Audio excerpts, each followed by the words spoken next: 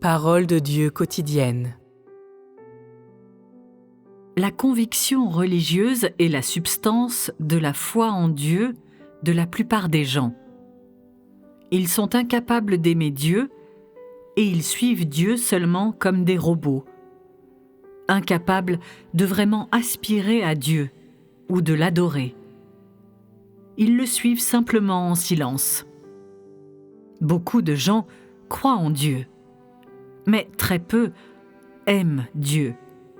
Ils vénèrent seulement Dieu parce qu'ils craignent une catastrophe. Ou bien ils admirent Dieu parce qu'il est élevé et puissant. Mais dans leur vénération et leur admiration, il n'y a pas d'amour, ni un vrai désir. Dans leurs expériences, ils cherchent les minuties de la vérité ou bien des mystères insignifiants. La plupart des gens ne font que suivre. Ils pêchent dans des eaux troubles seulement parce qu'ils veulent recevoir des bénédictions. Ils ne cherchent pas la vérité, ni n'obéissent vraiment à Dieu pour recevoir les bénédictions de Dieu. La vie de foi des gens qui croient en Dieu n'a pas de sens. Elle est sans valeur et ne comprend que leur considération et leur poursuite personnelle. Ils ne croient pas en Dieu pour aimer Dieu, mais parce qu'ils veulent être bénis. Beaucoup de gens agissent à leur gré. Ils font ce qu'ils veulent et ne considèrent jamais les intérêts de Dieu, ni ne vérifient si leurs actions sont en accord avec la volonté de Dieu. Ces gens ne peuvent même pas acquérir la vraie foi, encore moins aimer Dieu. La substance de Dieu permet non seulement de croire en lui, mais aussi de l'aimer. Mais un grand nombre de croyants en Dieu sont incapables de découvrir ce secret. Et les gens n'osent pas aimer Dieu et n'iraient pas l'aimer.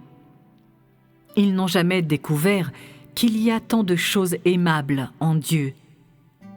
Ils n'ont jamais découvert que Dieu est le Dieu qui aime l'homme et qu'il est le Dieu qui s'offre pour être aimé par l'homme. La tendresse de Dieu est exprimée dans son œuvre. Les gens découvrent sa tendresse seulement quand ils expérimentent son œuvre. Ils peuvent apprécier la tendresse de Dieu seulement dans leurs expériences réelles. Sans l'observer réellement dans la vie, personne ne peut découvrir la tendresse de Dieu. Il y a tellement d'amour en Dieu, mais les gens sont incapables de le découvrir sans réellement entrer en relation avec lui. Autrement dit, si Dieu ne devenait pas chair, les gens seraient incapables de réellement entrer en relation avec lui. Et s'ils étaient incapables d'entrer en relation avec lui, ils ne pourraient pas expérimenter son œuvre, et ainsi leur amour de Dieu serait entremêlé de beaucoup de fausseté et d'imagination. Aimer Dieu qui est dans le ciel n'est pas aussi réel qu'aimer Dieu qui est sur la terre, car la connaissance que les gens ont de Dieu qui est dans le ciel est fondée sur leurs imaginations, plutôt que sur ce qu'ils ont vu de leurs propres yeux et ce qu'ils ont personnellement expérimenté.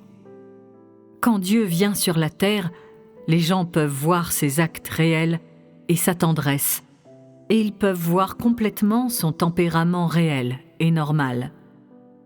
Cela est 1000 fois plus réel que la connaissance de Dieu qui est dans le ciel. Peu importe à quel point les gens aiment Dieu dans le ciel, il n'y a rien de réel dans cet amour. Il est rempli d'idées humaines. Peu importe qu'ils aiment très peu Dieu sur la terre, cet amour est réel. Même si cet amour est infime, il est encore réel. Dieu amène les gens à le connaître par une œuvre réelle, et par cette connaissance, ils gagnent leur amour. C'est comme avec Pierre. S'il n'avait pas vécu avec Jésus, il lui aurait été impossible d'adorer Jésus.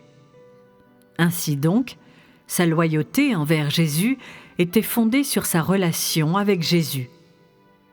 Pour amener l'homme à l'aimer, Dieu est venu parmi les hommes, et il vit avec les hommes, et tout ce qu'il permet à l'homme de voir et d'expérimenter est la réalité de Dieu.